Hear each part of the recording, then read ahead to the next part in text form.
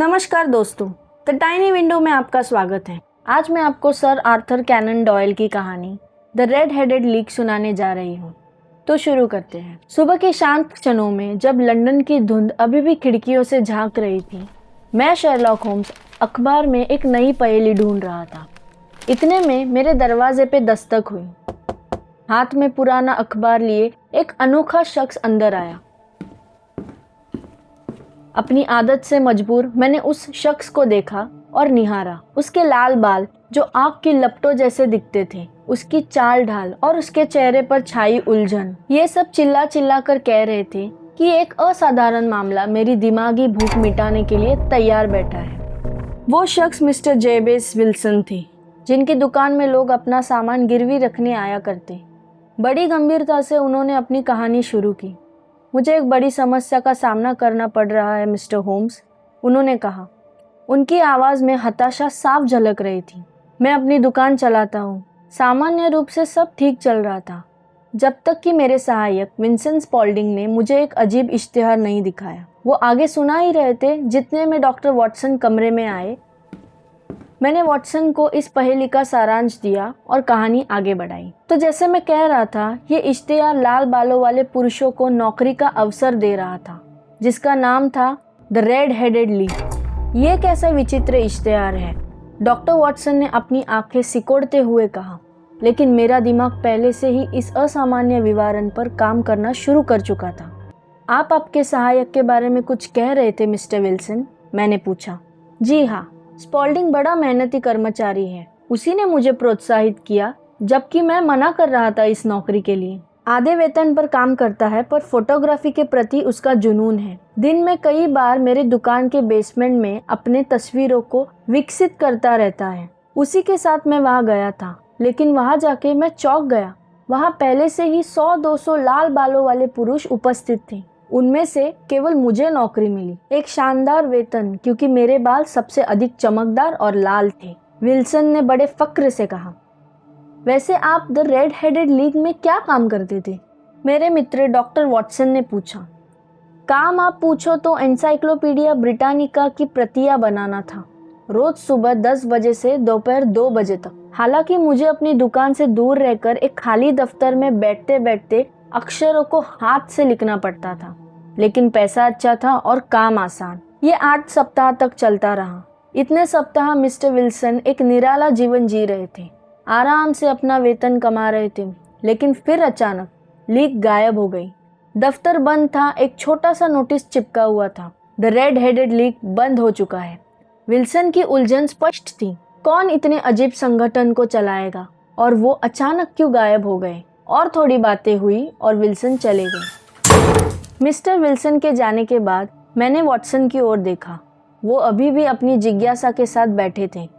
उनके चेहरे पर एक हल्की मुस्कान थी। ये मामला जितना दिखता है उससे कहीं अधिक दिलचस्प है। एक व्यक्ति को एक ऐसी संगठन द्वारा शानदार वेतन दिया जाता है, जिसका एकमात्र उद्देश्य है विश्व कोश की नकल करना, और फिर अचानक वो संगठन गायब हो जाती है। इसमें एक अनोखा राज छुपा है। मुझे इस रहस्य की जड़ तक जाना होगा वॉटसन, मैंने कहा, अपनी कुर्सी से उठते हुए। मेरा दिमाग तेजी से काम कर रहा था, हर विवरण को तोल रहा था। हमने तुरंत सैक्स कोबर्ग स्क्वायर का दौरा किया, जिस इलाके में विल्सन की दुकान स्थित थी। मैं विल्सन की दुकान के दरवाजे तक गया और अपनी लाठी जोर से पटी। वॉटसन ने मुझे आश्चर्य भरी नजरों से देखा। कुछ ही क्षणों में दरवाजा खुला और एक युवक बाहर निकला।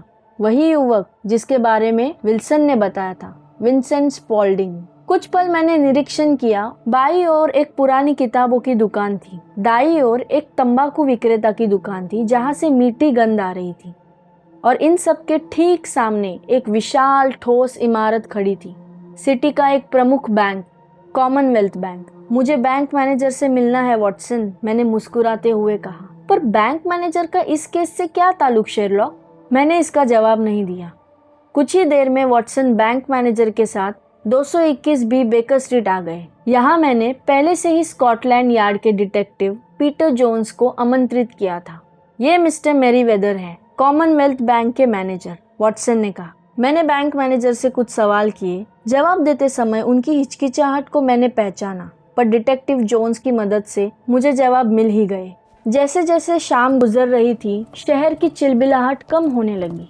हम चारों बैंक के लिए निकल गए।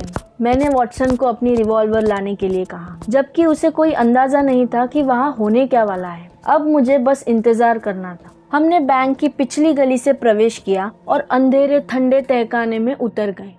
हवा में मिट्टी और पुरानी नमी की गंध थी, जो हाल ही में खोदी गई मिट्टी की याद दिलाती थी। मैनेजर ने वॉल्ट का विशाल स्टील का दरवाजा खोला और हम अंदर चले गए। जैसे मैनेजर ने बताया था, चारों ओर मूल्यवान संपत्तियों के बक्से थे। अब समय रेंग रहा था। हर गुजरता मिनट एक युग जैसे लग रहा था। फिर अचानक हमें एक धीमी हल्की आवाज सुनाई दी। वॉटसन, तैयार हो जाओ, मैंने फुसफुसाते हुए कहा, अपनी उंगली रिवॉल्वर पर रखते हुए। ये दीवारों से आती हुई एक खुरचने की आवाज थी, जो लगातार करीब आ रही थी। वॉटसन ने अपनी पकड़ मजबूत कर ली। कुछ ही पलों में दीवार से एक ईंट निकल गई और फिर एक छोटा सा छेद दिखाई दिया, जिससे हल्की रोशनी अंदर आ रही थी। ये देख वॉटसन और मैनेजर दोनों हक्के बक्के रह गए। फिर एक हाथ बाहर निकला, उसके बाद एक सर, और फिर स्पॉल्डिंग खुद। उसके पीछे उसका साथी आर्ची था। वे ऊपर आने ही वाले थे, तब मैंने अपने लैंप को उनके चेहरों पर चमकाया। रुक जाओ जॉन क्ले। क्ले यानी स्पॉल्डिंग का चेहरा, जो हमेशा शांत और आत्मविश्वासी रहता था, एक पल के लिए घबरा गया। डरा सहमा वो पीछे मुड़ा, लेकिन इंस्पेक्टर जोन्स और वॉटसन ने तुरंत उसे और उसके साथी को पकड़ लिया। एक छोटा संघर्ष हुआ, जिसमें वॉटसन ने अपनी रिवॉल्वर को चेतावनी के रूप में उठाई। मुझे पता था कि तुम आओगे क्ले, उसकी आंखों में देखते हुए मैंने कहा। तुम्हारे लाल बालों वाली लीक का बहाना, मिस्टर विल्सन को उनकी दुकान से दूर रखने का तुम्हारा चालाक तरीका, ये सब एक मकसद के लिए था। बैंक तक सुरंग खोदना एक शानदार योजना थी। क्ले ने एक तिरछी मुस्कान दी और कहा, ठीक है मिस्टर होम्स, मुझे ये स्वीकार करना होगा कि आप मुझसे बेहतर हैं।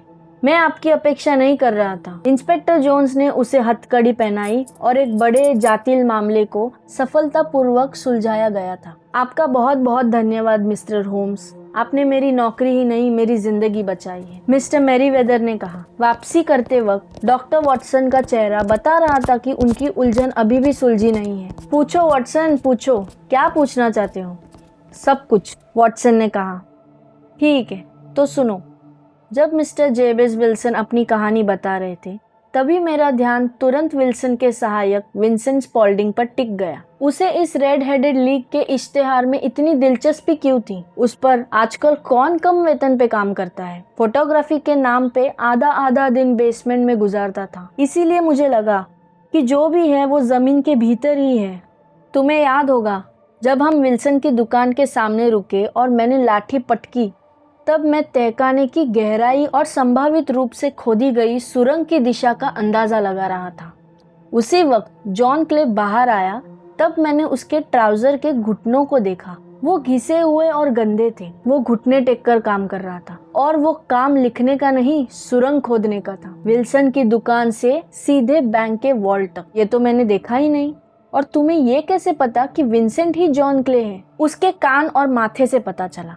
ये सुन के वॉटसन और गड़बड़ी में पड़ गया। जॉन क्ले की एक पहचान थी। उसके माथे पे एसिड का निशान और उसके कान छिद्रित किए हुए थे। ये निशान बताते थे कि वो केमिकल्स का इस्तेमाल करने वाला अपराधी था। मैंने इसी से उसकी पहचान पक्की की। वाह, मान गए शेरलॉक होम्स। ऐसा कहते दोनों निकल पड़े अपनी अगली पहेली की ओर।